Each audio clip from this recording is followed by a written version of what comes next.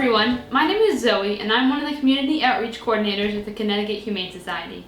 Today, with the help of Carmen, we're going to go over how to properly read dog body language and what body postures of the dog to look at to help keep yourself safe and to help in avoiding dog bites. Did you know that every year there are over 4.7 million dog bites reported in the United States? The good news is that with education, these dog bites are often prevented. It's reported that about 50% of these dog bites are inflicted by a victim's family dog and only 10% by an unfamiliar dog. To better understand body language, it'll keep yourself and your family safe in these situations. We're going to go over some common areas of the body to look at on a dog to better understand how they might be feeling. Now with Carmen, we can look at anything from her mouth all the way to the tip of her tail. Some dogs will show their teeth when they're angry or have their tongue out nice and loose when they're playing or when they're more relaxed. You can also look at their ears. Some dogs, when they're interested in something, will have their ears perked up. Sometimes they're towards the back or all the way against the flat piece of their head. You also want to look at their back. So dogs have what are called hackles, and these oftentimes will stand up when a dog is maybe nervous or scared. These hairs run along the dog's spine and can stand up anywhere from their neck all the way to their tail. Other than the possible hackles, you also want to look at the positioning of the dog's tail. Is their tail wagging back and forth?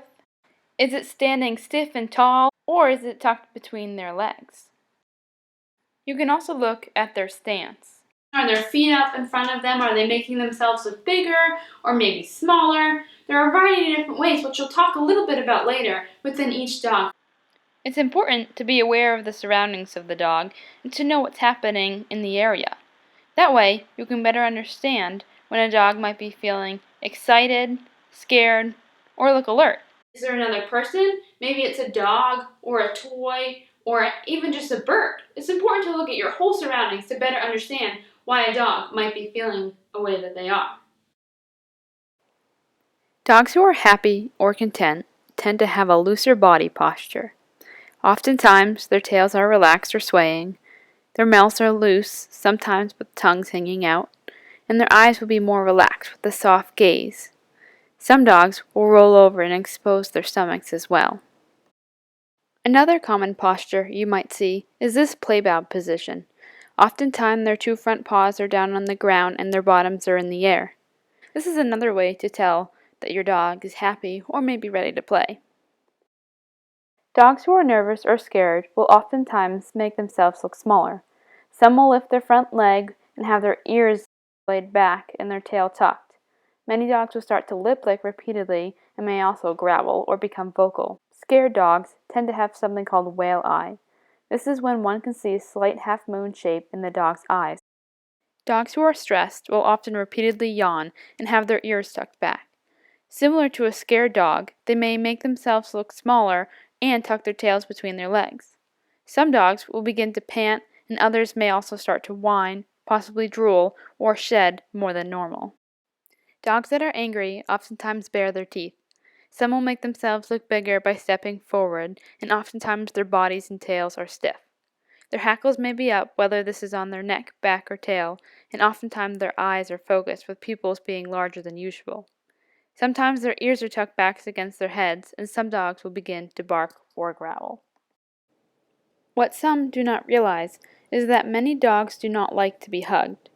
It can be very constricting and stress the dog out and make them nervous, which can oftentimes result in possible behaviors that are unlike the dog, if they feel as though they cannot get away. Many dogs can display body language a little bit different than others. When one dog's tail might be high, it can mean a little bit different from your own dog versus another dog. This is especially common when it comes to vocal sounds. When dogs bark, they can be barking for a variety of reasons. It could be anything from they want to go outside, to they want dinner, or want to play. It's important to learn your own dog's vocal noises to keep yourself safe, as well as family or any visitors in the home. But when you're visiting a new dog, it's always important to be extra cautious and listen to what we talked about today to better keep yourself safe. If you are interested, I encourage you to do more research to further your understandings of reading dog body language. And when you're outside, make sure to take a look at other dogs that might be around you to see if you can see how they're feeling from a distance.